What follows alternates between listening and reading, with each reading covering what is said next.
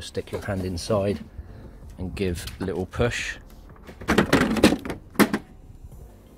without breaking your light.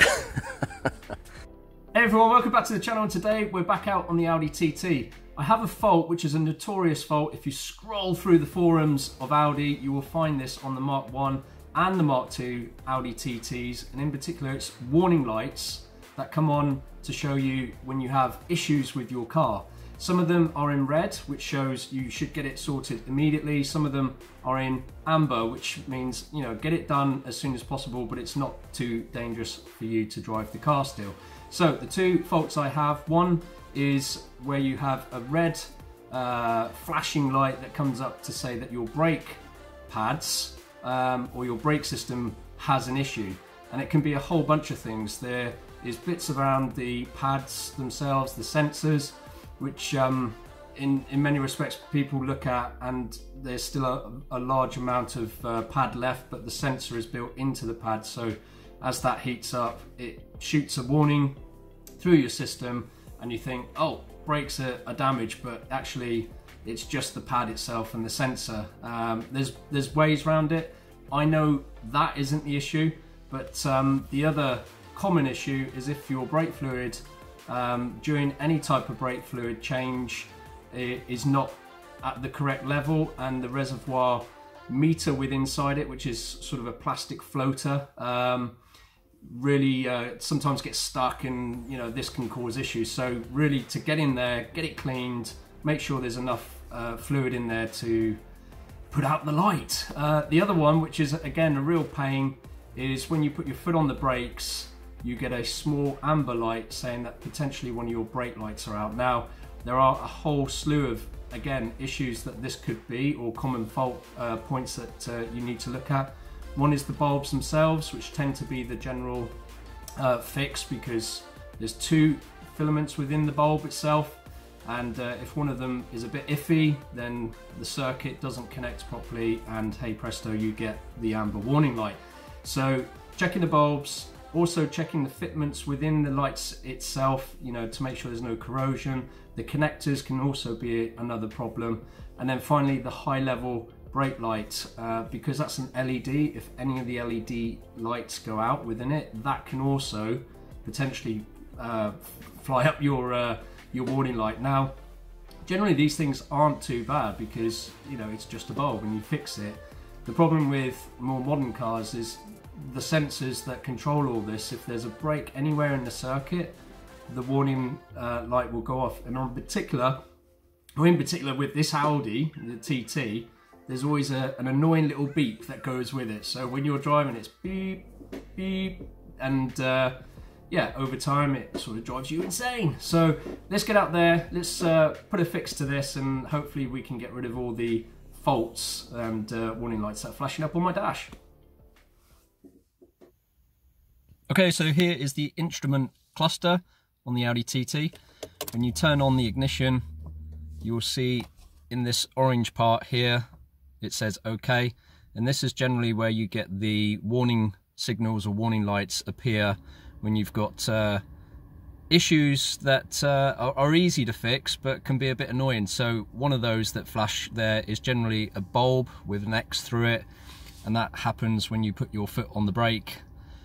And it's there to really say that there's an issue with your brake lights. Now, more often than not, your brake lights will be working, and one of the issues is that maybe the connection on the bulb or in the filament has some sort of looseness to it that ultimately flashes up here, and as you're driving around, and every time you brake, you get this very annoying beep with the symbol appear. So what I'm going to do today is hopefully solve that issue by replacing the rear bulbs, and I'll take you through the steps I do.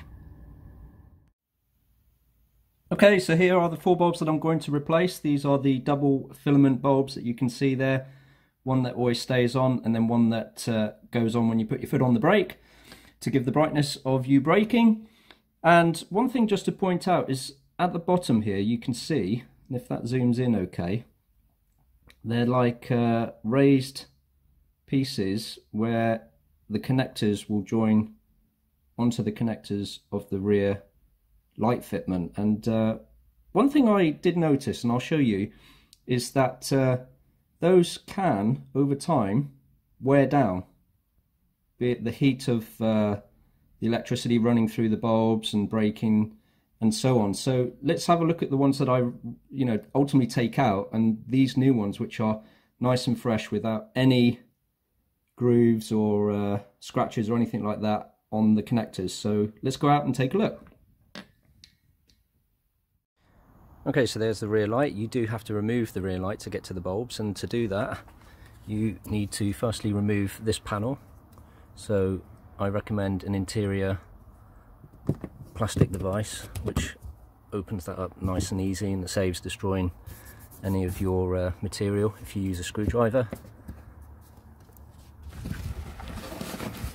Mine has the, on this side here is just the alarm, and what you'll see in there is this little screw device here at the bottom, and there's one at the top. So white at the top, black at the bottom, and they're hand tight, so you literally just twist them off and then remove the light by pulling outwards, which I'll show you now. Don't forget there is a connector just here to the light which you must remove as well.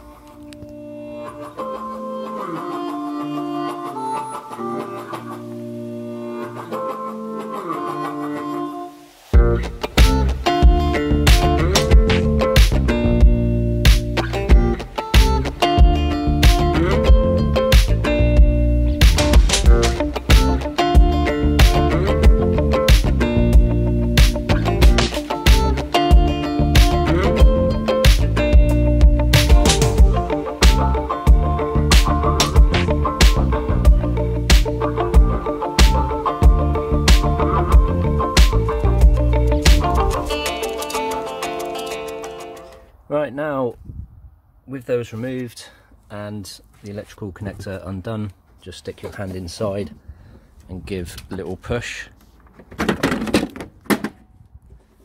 without breaking your light and out it pops.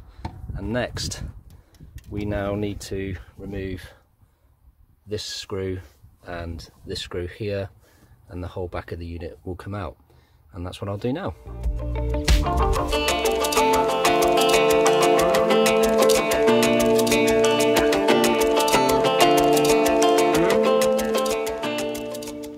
Okay, so we've removed the backing plate, connector plate from the light unit itself. 2 screws, as I said, and removed, so nice and simple.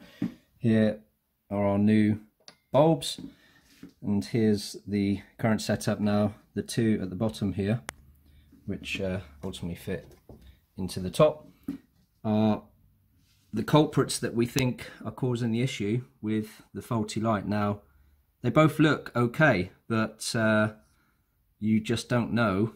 The deeper inner workings might have a slight nick or looseness to them that maybe over bumps and so on, or when you heavily brake, it causes the light to appear. So let's just take these out and firstly check the bottom.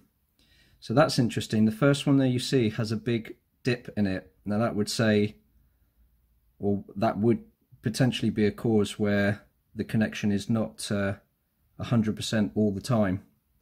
So there should not be any flat spots on your connector, and that there should focus in, and as you can see, that one does have a flat spot compared to the new one. So we'll put that one there, and let's have a look at the other one.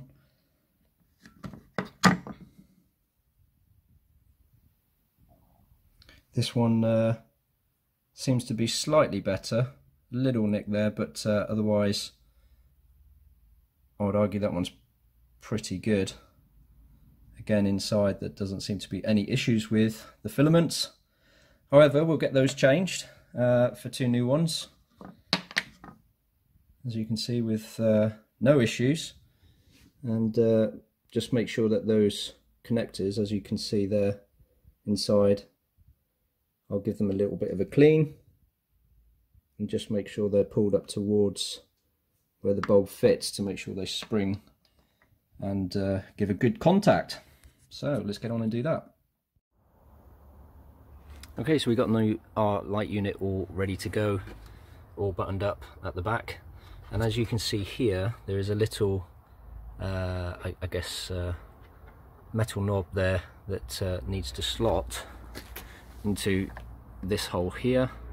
So you push that side in first, clips in nicely, and then here are your two locating holes for your screws which screw the unit back into the car. So let's get that done.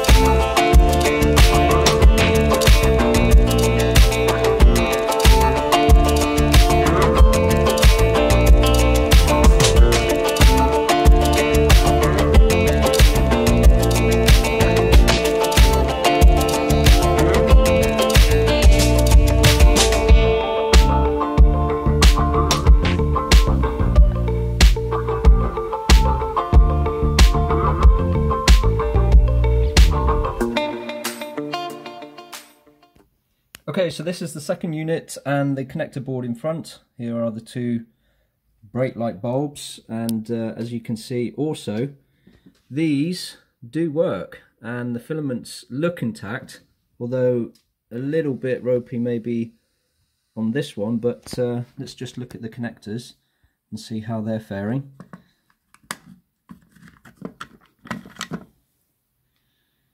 So let's zoom that in. Oh wow, look at that. So do you see those flat spots?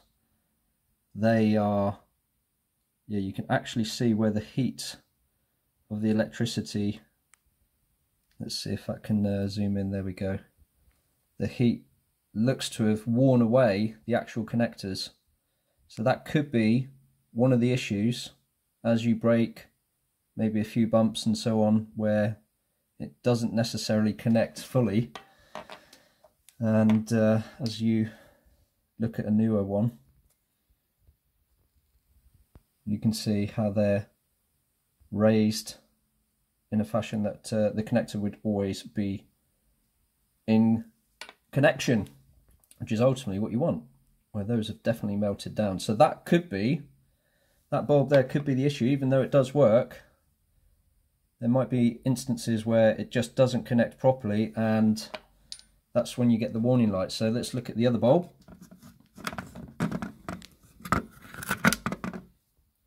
Let's see how this one's faring. Yeah, again, this one's got a big melted flat spot on it as well. So this could be the issue. So if you are facing some of those annoying beeps on your dashboard saying that your lights or your brake lights have failed, even when you go around the back and they're both on, and everything looks to be okay when you're at standstill and you're pushing on the brake pedal, this could be the issue. So go and check your bulbs and see if they've got these flat spots. It could be the issue. So I'm going to fit in these new bulbs now. Get this all. I just did a bit of scraping just with a sort of a sandstone there, which you can see just on the connectors. As you can see, they look a little bit corroded on the end, not too bad. I'll just give them a little shine up and lift those spring connectors up a bit so they make good contact always with the bulb, and we'll get this unit refitted and back into the car and take it for a test drive.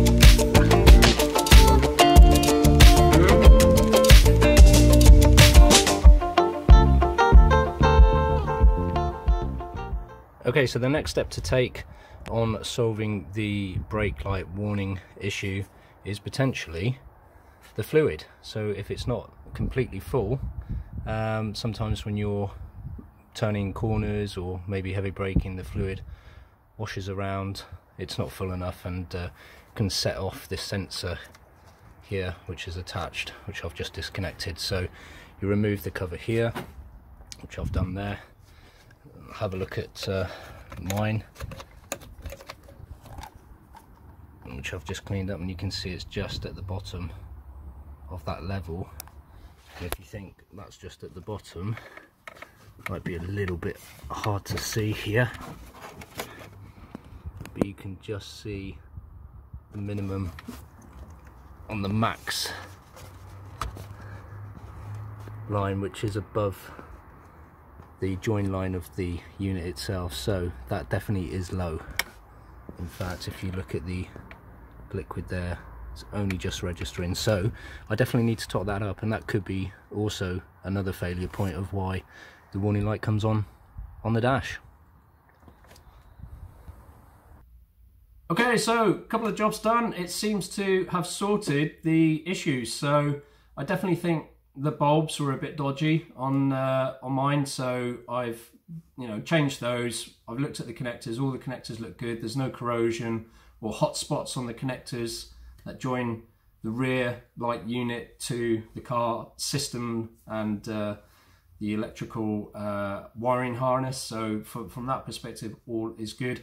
I think the only thing that it could be, if it does flash up again, is most likely the LED bar, so I'll keep an eye on that.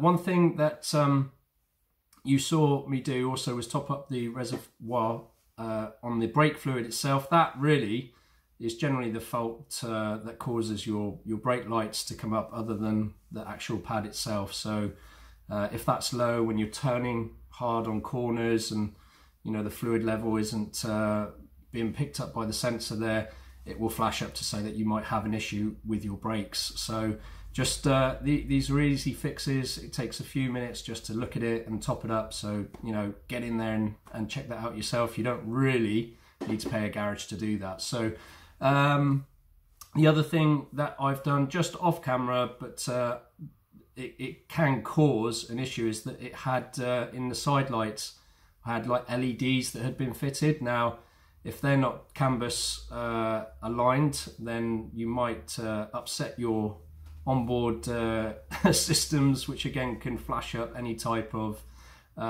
problem with your lights. And if you have gone for retrofit, just make sure that they are canvas corrected lights that actually work, and don't set off beeps and all sorts of buzzers that these cars tend to throw at you when they see something that's amiss. So I've put new normal side lights in now, which are the recommended ones by factory and by Audi. So all the lights, everything should be working as it should, and hopefully no more beeps.